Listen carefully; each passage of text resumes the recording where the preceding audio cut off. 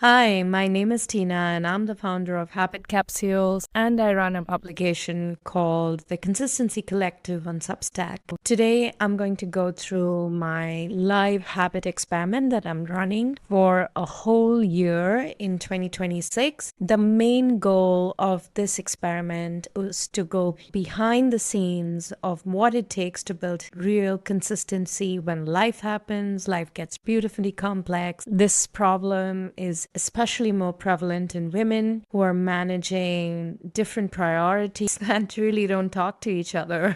For example, your home and your goals don't really get together, and they're most of the times competing for attention and need to work on two different tracks. But in all of this, you still have your goals, you still have your dreams, you have your promises that you've made to yourself multiple times. And somehow we end up deprioritizing ourselves because other priorities, other tasks, other initiatives that come by your path seem to be more pressing, more urgent, and more important. Okay, so let's just jump into the experiment.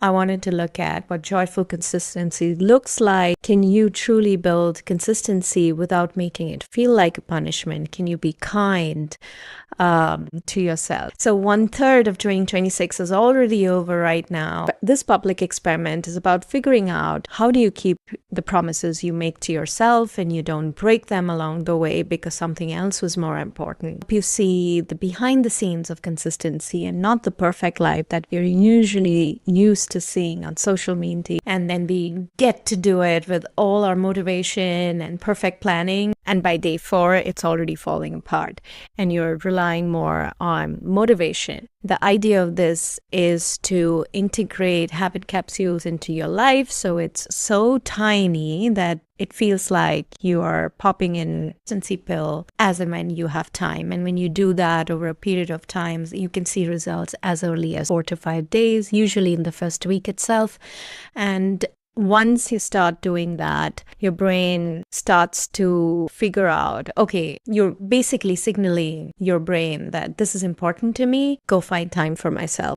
All right. So, of course, traditional and all the habit advice that is available on cues, rewards, streaks, they all matter. I have tried pretty much everything that is there on the market, and I have learned a tremendous amount from all of it. This system that I'm sharing borrows a bit from all of them, but focuses on the pillar of kindness and joy more than obsession over I broke my streak. That is not what we focus on here. So this whole system is around, we take in all these mechanics, take in the best parts, focus on creating your desired behavior, changing the behavior that does not serve you, and what is the new behavior you want to build. Kindness. For the purpose of this video, we're going to focus on April and some learnings for what I've had up till now, building consistency as a public experiment. There is an app that we are building on accumulating your habit capsules, which eventually becomes habit wealth. The habit wealth is,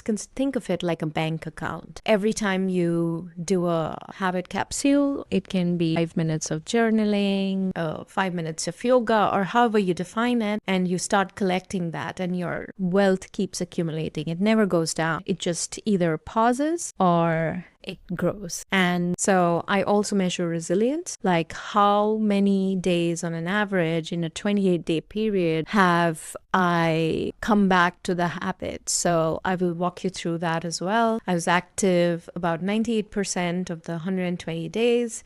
This is more about, have I tracked any behavior in those days? And my average score was 1.8 out of 3. Yes, and this is a good indicator. Like when I looked at it, I was like, I'm so hard at myself. I mean, if I look back, it's not that I was not happy.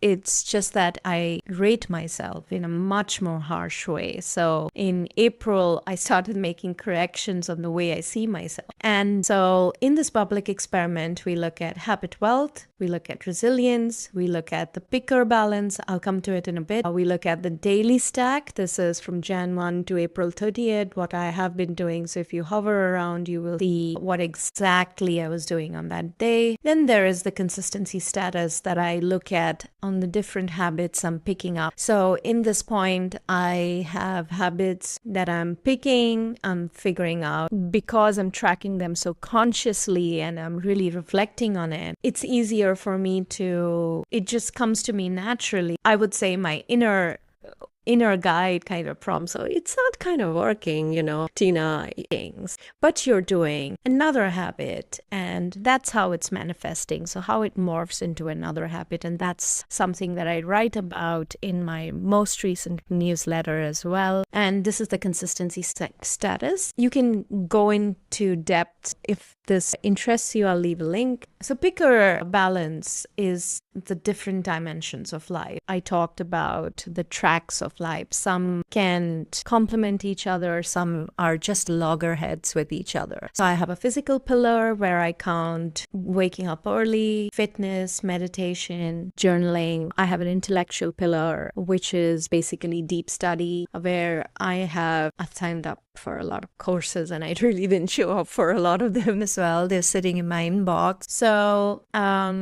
So that's also something that I actively track. And for example, if you are learning a new language, this is a great place for that. But the creative pillar is anything creative, writing, you might want to painting, or any of the creative skills that you really care about, that really gives you joy and energizes you. And the way I look at building habits. The thing about habits is habits are nothing but these micro behaviors that are teeing up to a certain pillar of area of life. So these PICR pillars are those areas of my life. And I like to see, so if I do a lot of physical pillars, something else has to give. So there is always a trade-off. And you can't just study all the time. You can't just be working all the time. When you do something else that gives you joy and there is more balance to your life, it feeds your soul. So what are you doing that feeds your soul? So the writing feeds my soul. Talking to some of my friends feeds my soul.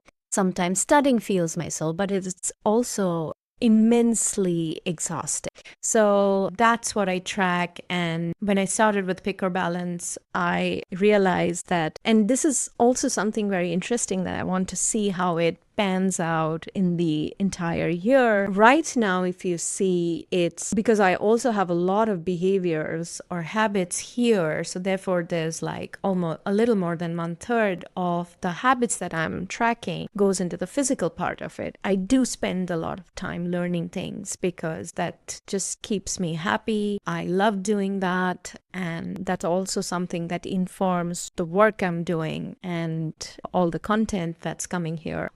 Creative is something that really feeds my soul. And writing helps me do that, helps me get in touch with my inner self. And of course, there's relationships. Then I also talk a lot about the self-trust flywheel, which is, I think, very important. So we talked about the traditional habit loops of cue, action, reward. Of course, that is the basis of all habit work, and a lot of it is here as well. But I'm a big believer of the self-trust flywheel, which I talk about here. Is like when you do an action or even you do a behavior, you create evidence. That evidence is what we are tracking with Habit Capsules and a few other things.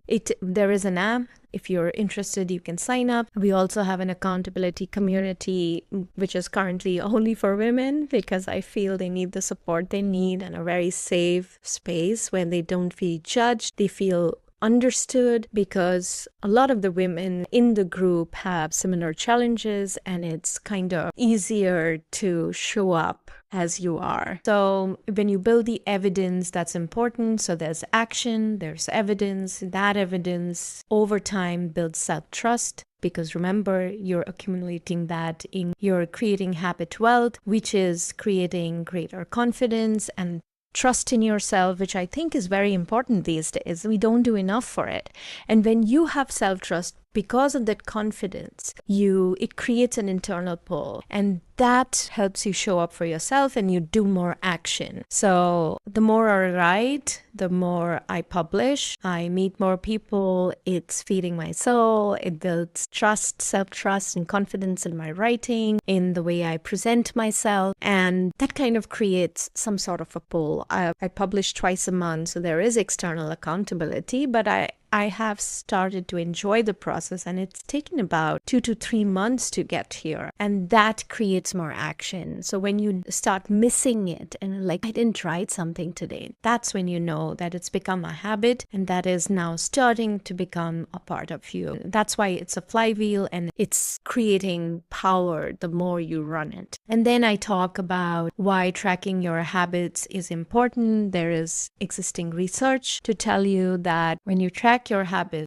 it tells your brain that this is important for me and you have to find time and you have to remind me to do it. So when the reminder is not through notification, but it's more about developing your internal compass to say, I didn't do that today. And that's when you start missing doing something. That's when you know it's become a habit, and that's your internal compass in action. And I truly believe that your brain doesn't need more motivation, it needs evidence. You can read about this in greater detail later.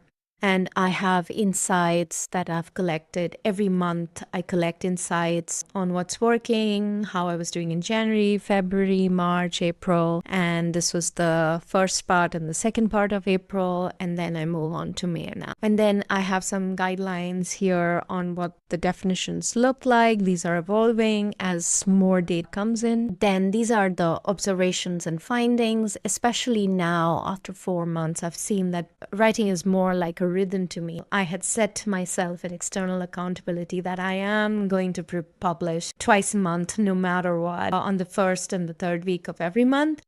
That has kind of become a rhythm for me, and that has immensely helped me. And so that's the update on my April update, not April, but up to 120 days of 4 months update of building habits in public. If you're more interested, go check out this link.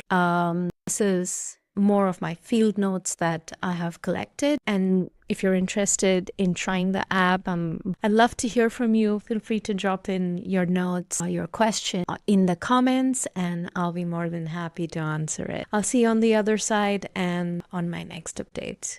Bye-bye.